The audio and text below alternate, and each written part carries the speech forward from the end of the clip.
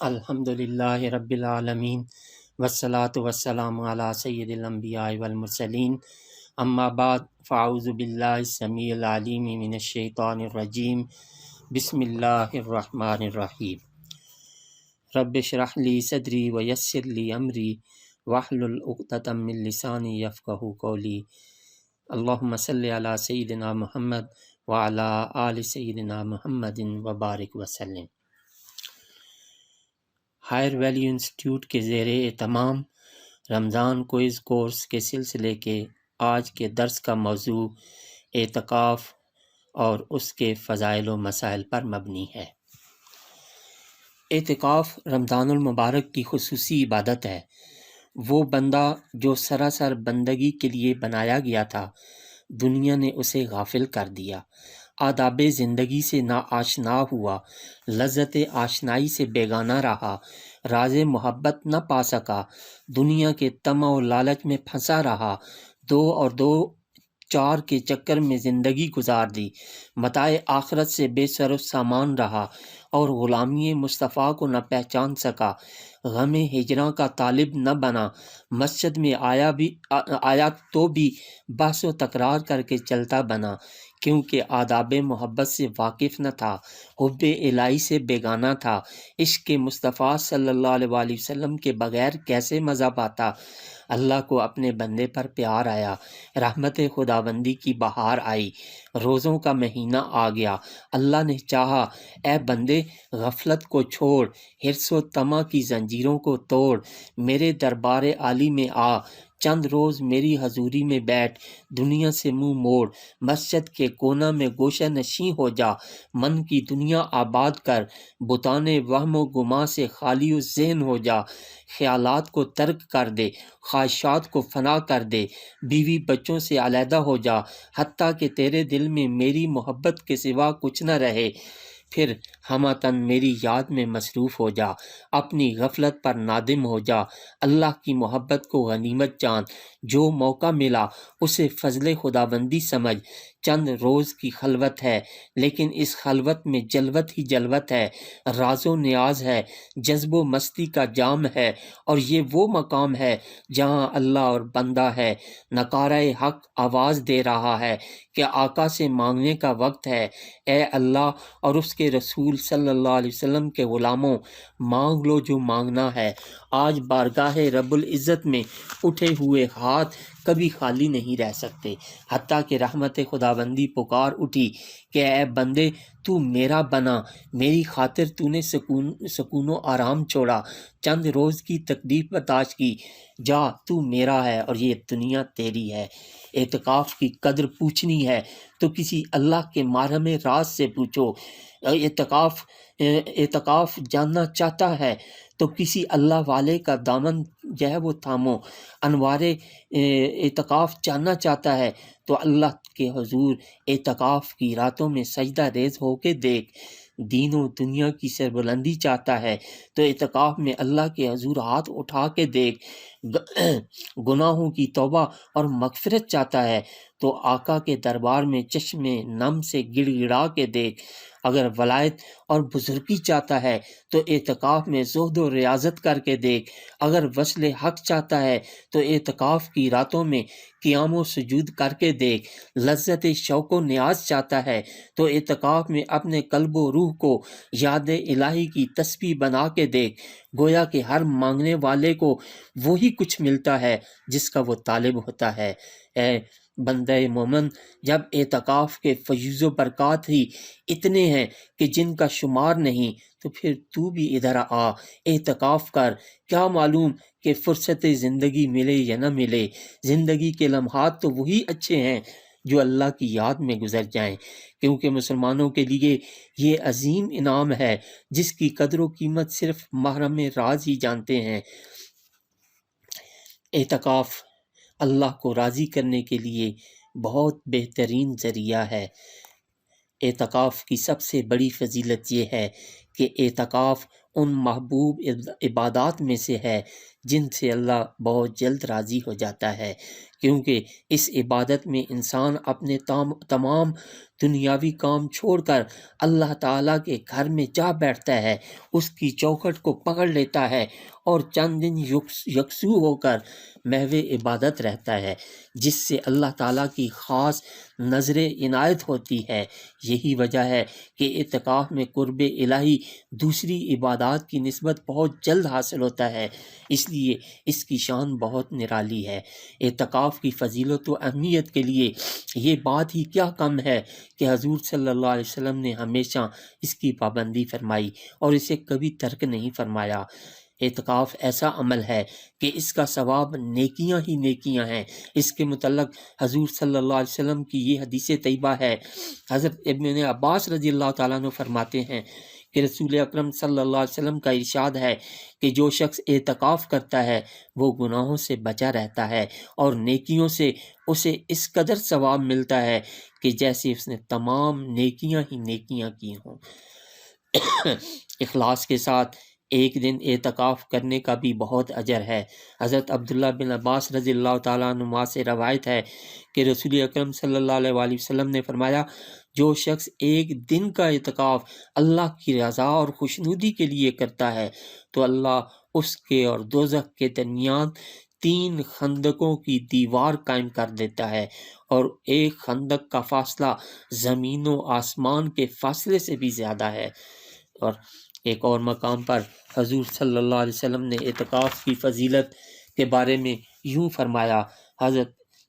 امام حسین رضی اللہ تعالیٰ عنہ سے روایت ہے کہ حضور صلی اللہ علیہ وسلم نے فرمایا کہ جس نے رمضان المبارک میں 10 دن اعتکاف کیا تو وہ ایسا ہے جس طرح اس نے 2 حج اور 2 عمرے کیے۔ اسی طرح حضرت انس رضی اللہ تعالیٰ عنہ سے روایت ہے کہ حضور صلی اللہ علیہ وسلم نے ارشاد فرمایا، جو شخص رمضان المبارک کے آخری 10 دنوں میں صدق و اخلاص کے ساتھ اعتکاف کرے گا، اللہ تعالیٰ اس کے نامہ اعمال میں 1000 سال کی عبادت درج فرما دے گا اور قیامت کے دن اس کو اپنے عرش کے سایہ میں جگہ دے گا۔ اسی طرح اور کسی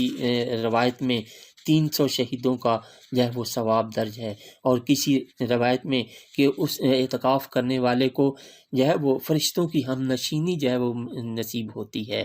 تو معتکف کی مثال کسی نے کیا خوبصورت دی ہے کہ وہ اللہ اور اس کریم اس سخی کا در پکڑ کر بیٹھ جاتا ہے، آوازاریاں کرتا ہے، گڑ گڑاتا ہے، روتا ہے، اپنے جو ہے وہ کوتاہیوں اور غلطیوں پر جو ہے وہ ندامت کے آنسو بہاتا ہے اور کہتا ہے کہ اے کریم، اے سخیوں کے سخی، اے لجپال اللہ، میں تیری چوکھٹ پر حاضر ہو گیا ہوں، تیری گھر میں حاضر ہو گیا ہوں، تیری چوکھٹ کو پکڑ لیا ہے، اب میں خالی دامن واپس نہیں جاؤں گا۔ اور پھر اللہ کریم جب آخری دن آتا ہے، جب وہ شب عید الفطر آتی ہے تو اللہ کریم اسے مالا مال کر دیتے ہیں، اس کے گناہوں کو معاف کر دیتے ہیں، اس کو بے شمار انعام و اکرام جو ہے وہ عطا فرماتے ہیں۔ برادران اسلام، خلوت نشینی، اعتکاف شرعی خلوت نشینی ہے، کیونکہ مثل مشہور ہے کہ خلوت میں جلوت ہے، تقاضائے محبت اور دستور عشق ہے کہ محبوب کا جلوہ خلوت میں ہو اور اس سے راز و نیاز ہو، لیکن اس خلوت میں جلوہ گاہ تک پہنچنے کی منزل بڑی کھٹن ہے۔ اس کے لیے جو ہے وہ خلوت کو اختیار کرنا پڑتا ہے، جلوت کو ترک کرنا پڑتا ہے، معاصی کو چھوڑنا پڑتا ہے،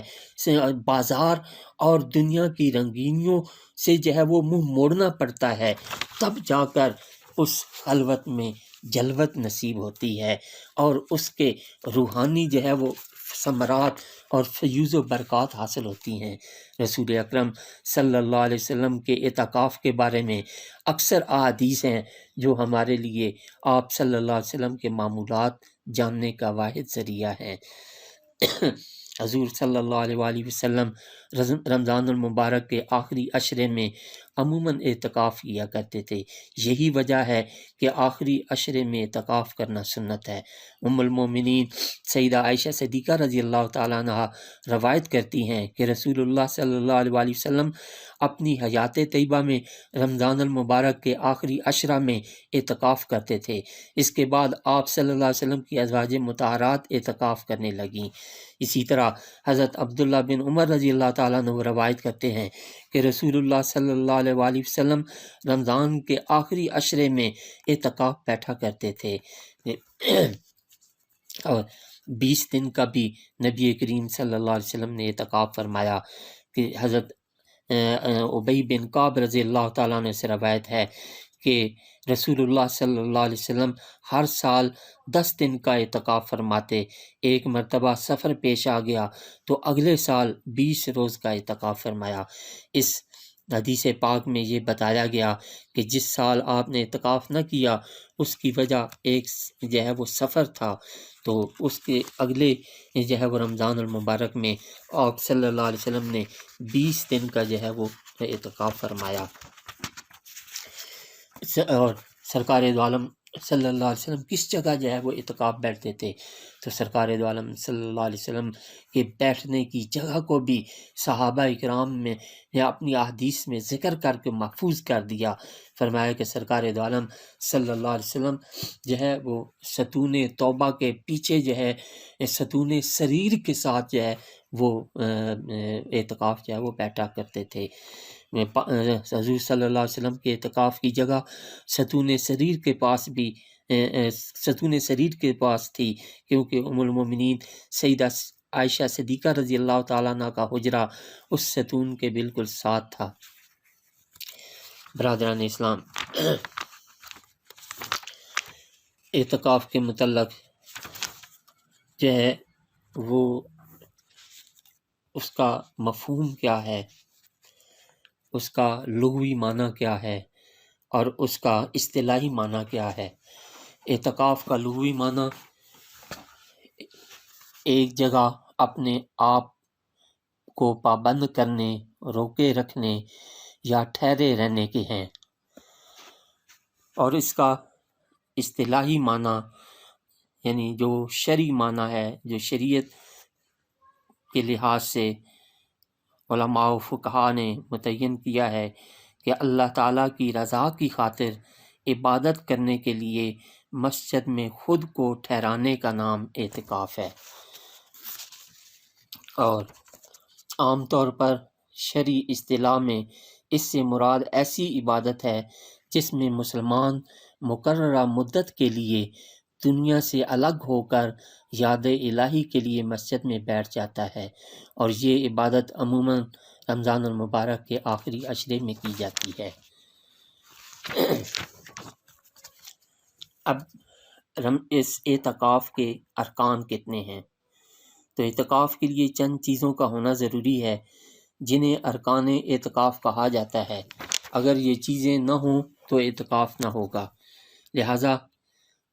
یہ ارکان درج ذیل ہیں۔ پہلا رکن نیت ہے، مگر بعض ائمہ نے اسے رکن نہیں بلکہ شرط قرار دیا ہے۔ نیت خواہ رکن یا شرط تسلیم کیا جائے، بہرکیف یہ اعتکاف کے لیے ضروری ہے۔ اعتکاف کا دوسرا رکن معتکف کا ہونا ضروری ہے، اور اعتکاف کا تیسرا رکن مسجد کا ہونا ضروری ہے، کیونکہ مسجد کے بغیر کسی جگہ پر ویسے ہی بیٹھ جانا اعتکاف نہیں کہلاتا۔ مرد کے لیے مسجد کا ہونا ضروری ہے۔ اعتکاف کا چوتھا رکن معتکف کا مسجد میں رہنا ہے۔ اگر معتکف دوران اعتکاف مسجد میں نہیں رہتا تو وہ اعتکاف نہیں ہوگا۔ اور شرائط اعتکاف کے لیے مندرجہ بالا ارکان کے علاوہ درج ذیل شرائط کا ہونا بھی ضروری ہے۔ اعتکاف کرنے والے کا مسلمان ہونا ضروری ہے، کیونکہ یہ اہل اسلام کی عبادت ہے۔ معتکف کا عاقل ہونا ضروری ہے، کیونکہ جو حواس باختہ ہوگا، جس کے ہوش و حواس قائم نہ ہوں گے، جو پاگل مجنون ہوگا، اس کا اعتکاف نہیں ہوگا۔ واجب اور سنت اعتکاف کے لیے روزہ رکھنا ضروری ہے، عورت کے اعتکاف کے لیے عورت کا حیض اور نفاس سے پاک ہونا ضروری ہے۔ عورتوں کا اعتکاف گھر میں ہوگا، مساجد میں نہیں۔ بلوغت اعتکاف کے لیے شرط نہیں، بلکہ جو نابالغ اچھے برے کی تمیز کا شعور رکھتا ہو وہ اعتکاف کر سکتا ہے۔ اب اسی طرح جگہوں کے اعتبار سے اعتکاف کے بھی درجات ہوں گے۔ مساجد کی اہمیت اور مقام کے لحاظ سے اعتکاف کے ثواب کے درجات مختلف ہیں۔ ثواب کے اعتبار سے اعتکاف کا عام درجہ محلے کی مسجد کا ہے، اس کے بعد جامع مسجد جہاں جمعہ پڑھا جاتا ہے، پھر اس کے بعد اس سے بڑھ کر بیت المقدس کے اعتکاف کا درجہ ہے، پھر اس سے بڑھ کر مسجد نبوی کا اعتکاف ہے، اور سب سے افضل درجہ اعتکاف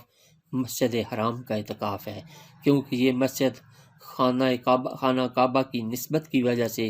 روئے زمین کی تمام مساجد سے افضل درجہ رکھتی ہے۔